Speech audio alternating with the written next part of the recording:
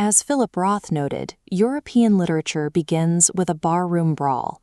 For 3,000 years, Western culture has rested heavily on Homer's Iliad, an ancient Greek epic poem asking the gods to sing of the ruinous wrath of its hero. The text showers Achilles with glowing titles: brilliant, swift-footed, and godlike. Yet the actual, physical cause of this epic clash of empires is brutally simple. Two kings are fighting over a young woman, a girl, really, who had been abducted from her father during a raid. We have spent millennia studying the men swinging the swords. We have memorized their speeches and built statues to their glory, while entirely ignoring the perspective of the human prize they were fighting over. Briseis is a Trojan queen. When the Greek army breaches her city, she does not see a battle of noble demigods. She sees an invading force of heavily armed men butchering her family. To her people, Achilles wasn't brilliant or godlike. They called him the Butcher. By handing the microphone to the captive, the polished marble of Greek mythology cracks. When you look at the Trojan War through the eyes of the women dragged onto the ships, the celebrated glory of ancient combat vanishes entirely. Down on the open beach, men engage in the supposedly glorious clash of arms. Up in the city's citadel, hundreds of women and children are crammed into a single, suffocating room, listening to the battle cries draw closer. They can hear the wooden gates splintering. Every woman in that room knows the unwritten rules of ancient warfare. Boys close to fighting age will be immediately slaughtered, while the girls will be kept alive for something else. From the roof, Briseis watches Achilles hack his way up her own palace steps. He kills 60 men in a few hours, cutting down her husband and her brothers without a second thought. There is no noble duel here. When Achilles drives his spear into Briseis' 14-year-old brother, he casually pins the dying boy's neck to the dirt with his foot, using the child's body as leverage to wrench his weapon free.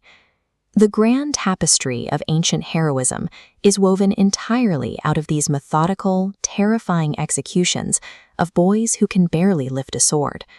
The killing stops only when there are no men left to fight. Instantly, the Greek army switches modes. They strip the city of tapestries, grain, and wine with the cold, calculated efficiency of a swarm of locusts. The surviving women are herded onto ships and lined up on the beach. Men walk down the line, prodding bellies and squeezing breasts, assessing the grieving captives strictly as inventory to be distributed among the ranks. The Greek camp itself is a bizarre collision of extreme wealth and wretched squalor. Achilles eats his dinner off stolen gold plates and rests his feet on an inlaid ivory stool. But to relieve himself, he walks past rat-infested trash heaps to a buzzing, fly-covered trench. Inside his tent, the shining warrior of legend evaporates.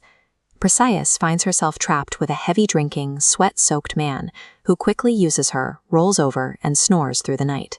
Stripped of Homeric poetry, the legendary siege of Troy is exposed as exactly what it was: a massive, dirty, and highly organized pirate raid. In the immediate aftermath, Briseis retreats into a deep psychological freeze.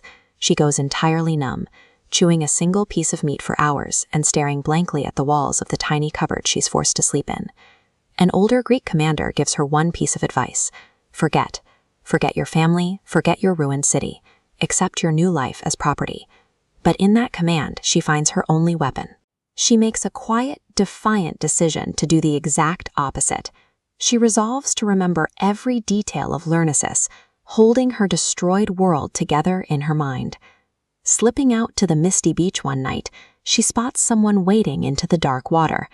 It's Achilles, but the invincible Butcher is floating in the waves, crying out for his mother like a lost toddler. Startled, Briseis sneaks away. As she steps onto the dry sand, a jagged, bilious green stone cuts deeply into her foot. The sharp pain and the sight of her own blood shock her out of her dissociative fog.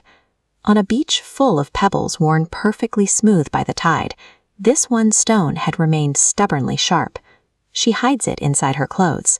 It presses against her skin, a physical anchor to her identity, and a reminder that she refuses to be worn smooth by her captors. This jarring reversal of the classical world is the premise of the novel The Silence of the Girls.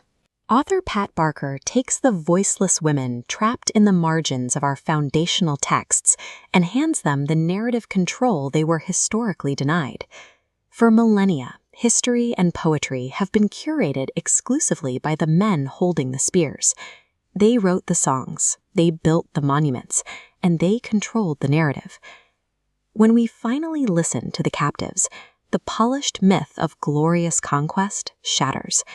What remains in its place is a gritty, undeniable testament to human survival.